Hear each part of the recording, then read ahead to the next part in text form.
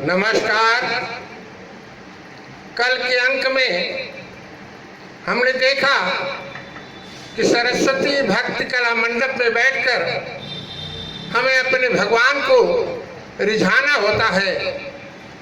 भगवान की कृपा मिलते ही हमारा शरीर दिव्य हो जाता है, हमारी ज्ञानेंद्रियां दिव्य हो जाती है, जिससे हमें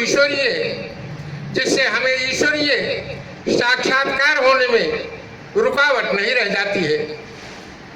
ईश्वरीय कृपा तभी प्राप्त हो सकती है जब ईश्वर के प्रति हमारी अटूट श्रद्धा हो, ईश्वर के प्रति हमारा अटूट विश्वास हो, ईश्वर के प्रति हमारी इच्छा शक्ति प्रबल हो।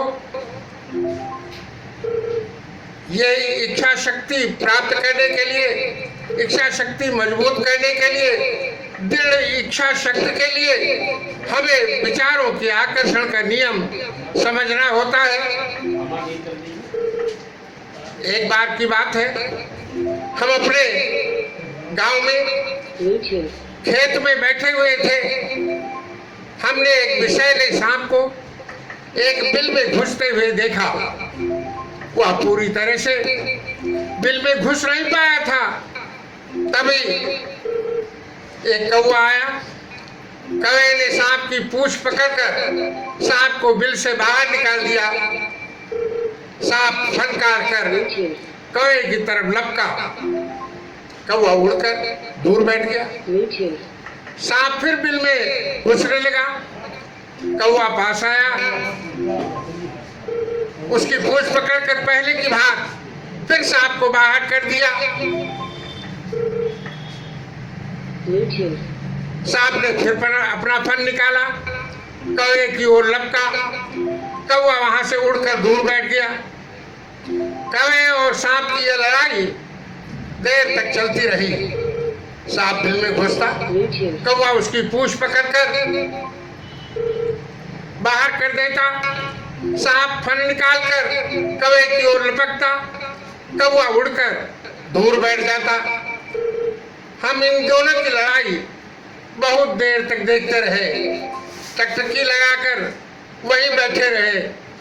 तभी एक दूसरा कौवा आ गया। उसने पहले कौवे के विचार को समझा होगा। पहले कौवे ने जैसे ही पूंछ पकड़कर बाहर किया, तभी दूसरे कौवे ने सांप की गर्दन को पकड़कर दबोच लिया। दोनों कौवे सांप को पकड़कर उड़ चले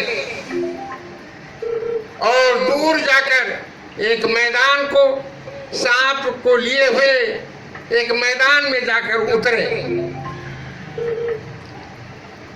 यह थी दोनों कौवे की विचारों का अद्भुत तालमेल।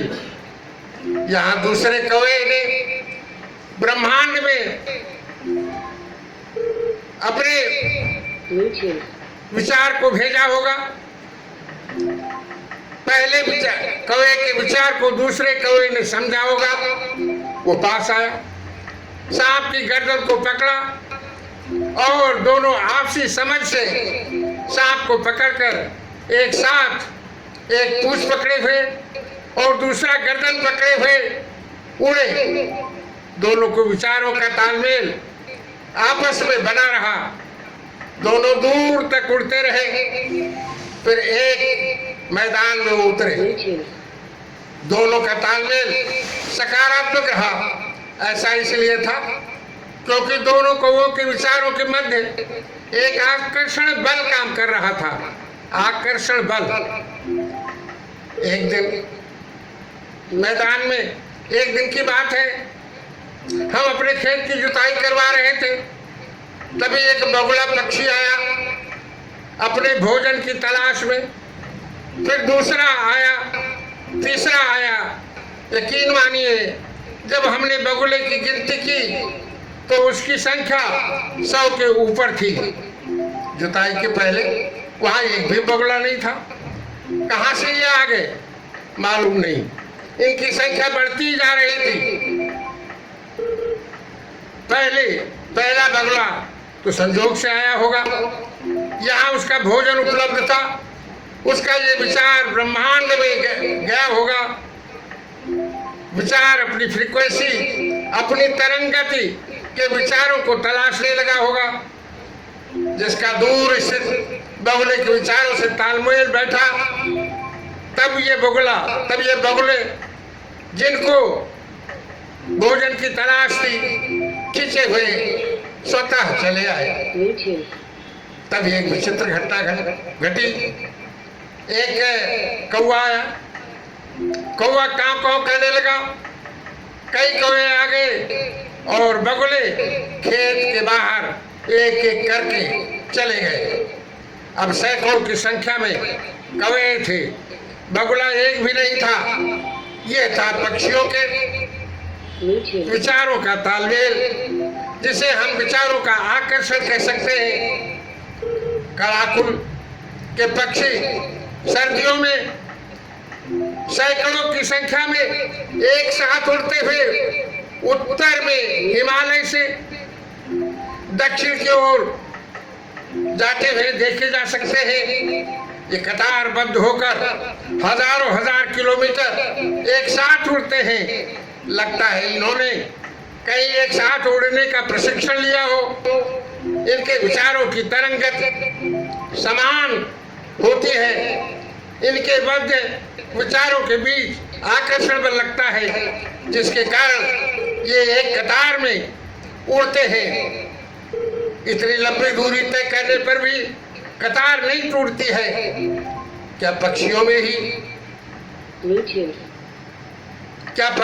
ही ये विचारों का आकर्षण होता है? कीट पतंगों, पेड़ पौधों, चौपायों और मानों में नहीं होता है। इसलिए कहा गया है कि पक्षियों के संदर्भ में कहा गया है कि यह इस वृक्ष रूपी शरीर में एक घोंसला है।